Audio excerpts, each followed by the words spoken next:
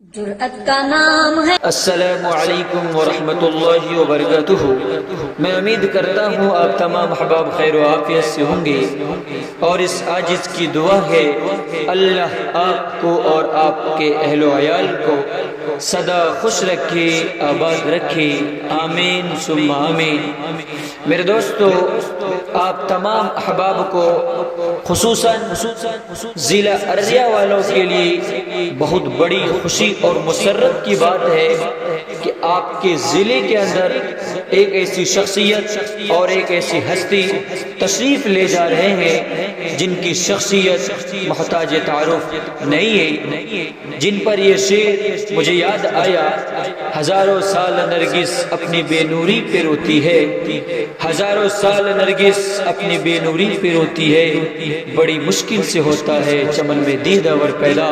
حضرت اس کے مصداق ہیں۔ حضرت کے بارے میں لب کشائی کرنا ہم جیسے نااہل کے لیے مناسب نہیں ہے۔ جہاں حضرت کے علم کا ڈنکا بج رہا ہے تو دوسرے طرف روحانیت کے اعتبار سے بھی حضرت اعلیٰ مقام پر فائز ہیں۔ جہاں حضرت کے درس میں ایک طرف علم کے گلاب مہکتے ہیں تو دوسری طرف زہد و تقوی اور معرفت کے موتی چمک رہے ہوتے ہیں، اور تیسری طرف حالات حاضرہ سے تفصیلی واقفیت اور گہرے تجزیے کی بنا پر افادت ولی اللہ کی جدید مسائل پر انطباق کی بھی غیر معمولی صلاحیت فیاض ازل نے انہیں عطا فرمائی ہے۔ چنانچہ جن موضوعات پر شاہ صاحب نے حجت اللہ میں قلم اٹھایا ہے، ان موضوعات پر جب حضرت مولانا خلیل الرحمن سجاد نعمانی دامت برکاتہم العالیہ کے درس میں کلام ہوتا ہے تو ایسا محسوس ہوتا ہے کہ کتاب مشیت الہی نے ہمارے دور کے لیے ہی لکھوائی تھی۔ میرے دوستو، یہاں ایک بات قابل ذکر محسوس ہوتی ہے، وہ یہ کہ حضرت مولانا خلیل الرحمن سجاد نعمانی دامت برکاتہم العالیہ ملکی سطح پر جن ملی و معاشرتی اور سیاسی قوموں کو اوڑے ہوئے ہیں، اس کے پیش نظر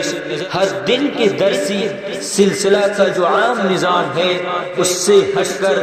وقفے سے وقت نکال پاتے ہیں۔ اس کے باوجود طلبہ کو حضرت مولانا کی جتنی صحبتیں، مجالس اور دروس ملتے ہیں وہ اتنا مغز لیے ہوئے ہوتے ہیں کہ طلبہ کو بلا مبالغہ ہمیشہ ایک نئی زندگی کا احساس، ایک ولولہ اور اس قدر علمی و فکری غذا مل جاتی ہے جو کئی دن تک ان کو آسودہ و سیراب کرنے کے لیے کافی ہوتی ہے۔ ان طلبہ کی مثال اس عاشق زار کی سے ہوتی ہے جو وصل یار اور وصال یار کی تمنا دل میں لیے ہوئے تو ہوتا ہے، مگر اس کے میسر نہ ہونے کی صورت میں بھی حسن جانا کی جھلکیوں سے ہی اپنے عشق کی آگ جلائے رکھتا ہے، اور کوچے جانا میں یہ کہتے ہوئے قدم رکھتا ہے، سنا ہے درد کی گاہک ہے چشم ناز اس کی، سنا ہے درد کی گاہک ہے چشم ناز اس کی، سو ہم بھی اس کی گلی سے گزر کے دیکھتے ہیں۔ کہانیاں ہی صحیح سب مبالغے ہی صحیح، کہانیاں ہی صحیح سب مبالغے ہی صحیح، اگر وہ خواب ہے تو تعبیر کر کے دیکھتے ہیں۔ آپ تمام احباب سے گزارش اور درخواست یہ ہے کہ زیادہ سے زیادہ تعداد میں شرکت فرما کر کے حضرت والے دامت برکاتہم العالیہ کی باتوں کو بغور سنیں اور ان کی باتوں کو اپنے لیے مشعل راہ بنائے۔ حضرت والا دامت برکاتہم العالیہ کی طبیعت بہت زیادہ ناساز چل رہی ہے، لیکن حضرت اپنی طبیعت کے خراب ہونے کے باوجود امت کے درد کو لیے ہوئے ہیں، جس کی بنا پر حضرت سفر میں ہی رہتے ہیں۔ آپ حضرات سے گزارش ہے کہ آپ حضرات دعا کریں، اللہ تعالی حضرت والے کی عمر میں برکت عطا فرمائیں اور ان کا سائے عاطفت تا دیر قائم و دائم رکھے۔